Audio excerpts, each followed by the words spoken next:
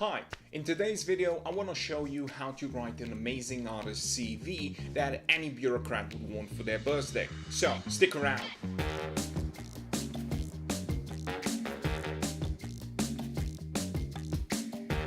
Hi, my name is Matej and you're watching the Surviving Art Show. The show where we all pretend to be professional artists while secretly working the McDonald's drive-thru. In this channel I focus on the business side of art, from economics to getting your first gallery, getting exhibited, selling your work, how to price your work, and so on and so on. So if you're interested and if you're new, stick around, subscribe, and hope you like this video. A good CV is the cornerstone of the bureaucratic artist process. That means applying to open calls, to galleries, to pretty much anything you would like to apply to. You will need to send them some CV or some other form, but preferably a CV. And we're going to dissect this piece of paper to see exactly what needs to be in there to make it really good, but not to make it too long or just a drag to read, because if it's too long, well, nobody's gonna read it and we just missed our opportunity. So, first things first, I encourage anybody who has a Europass CV or some generic form of CV to just make your own, or just download a Photoshop template for somewhere. I will also put my template into the description so you can download that if it helps you. Just don't have a Europass CV. They look crap and they're really not suited for professional applications for artists. Maybe a banker that's starting out would use one, but for artists it's just a no-go. So no Europasses or generic CVs. I started talking about this a bit, but I'll go a bit more in detail. The CV should be short. It should not have any information that really isn't important. For example, my CV has my information, which is basically just my name, my birth date, because it matters to the people who will look through these CVs if I'm either 16 or 30 or 50, because it can tell them a lot about my background. For example, if you're 16, you probably didn't really have that much experience throughout your life with exhibitions or any other work as an artist, because, well, you're 16. When I was 16, I think I had one or two shows, like maybe one show. So I had no experience with the art market. I had no experience with the art world as in general, and therefore somebody who would be searching for an artist, like a gallery for example, if they see you're 16 or 18 or 20, they will just skip by because, well, it's probably you're just too young. I myself applied to a lot of galleries when I was young, and obviously nobody returned my calls or wrote me back, but it was probably just because I didn't have the experience needed for them to know, oh, okay, this individual artist is experienced enough to be okay for us, because we will need to work with them. They need to know how the system works. It's not our point to teach them. They should know all of this before we get to the point of actually having an interview, because they need to know. We all need to know these things, these basic things, and have some experience.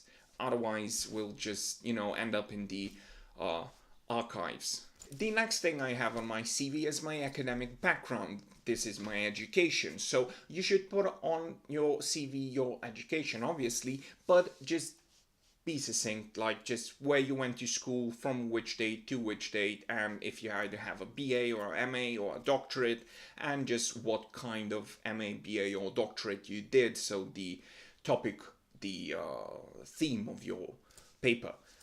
This will probably could tell them something about you. For example, I did art theory and aesthetics and psychology of mind, and it might tell them that, okay, this individual might be versed in these topics, and if they're looking for somebody or someone to be able to talk about these topics as well, if they have like a strategy with their artists, this helps them a lot. Next thing is awards, grants, and stipends. If you have any, then obviously put them on there, but don't go all in and blah blah blah. I got this award for this and that at that time, and it was shiny, and it was 20 centimeters high, and it was made out of pure gold, and everybody was happy, and it was a beautiful day, and then we went to dinner. Just put the dates and the titles of the awards and maybe where you got them. If it's a national award, then you put in the country, which country gave you the award. For example, I got a stipend from the Slovenian government to actually do these things, which is amazing.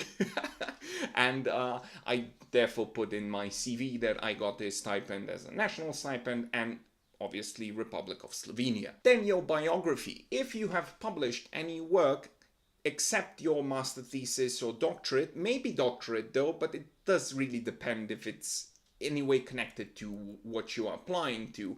If it's a theoretical doctorate and you're just applying to be an artist somewhere, it might be okay, it might help them, as I said, but you should decide by yourself if it's something that should go in there or not. Next is have a great photograph in your CV. Some people don't, but I think it is really important to have a photograph in your CV because it shows a lot of your personality to the one who's browsing through your work.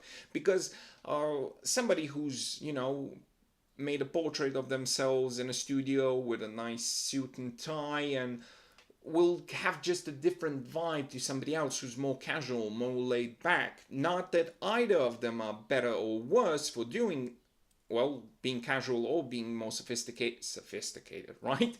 But the point is that some galleries prefer more laid back artists, where others will just go for the classical suit and tie. Then I would put in 2 more segments at the beginning: the about section and your artist statement.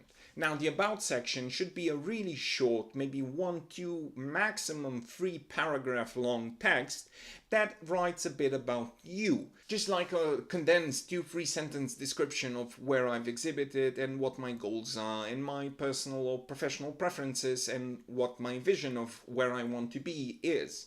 And then the artist statement. I've done a whole video about the artist statement. I'll link it below if you want to check it out, so I won't really talk about the artist statement, but put that on the beginning as well because it's really important. It gives them context and content about your work. And then at the end you put in the exhibition portfolio and a collection portfolio if you're already in part of any collection. The exhibition portfolio is really important because obviously it gives them background on where you've been, where you've exhibited, and how much experience you have in the field. And how to do one is quite simple. You start with solo exhibitions, then group exhibitions, and then at the end, if you want to, I don't, but I used to, you can put it in works in public space. That means like performances or any like art market, art fairs, whatever can really be considered as an exhibition in itself. Solo exhibitions are quite straightforward. Just put all of them in because they're all really important. The most important exhibitions you can have. The group exhibitions though, sometimes it's not best to put everything in there, especially if you've been through a longer career. Longer career means 5 years because we're all just starting out, right?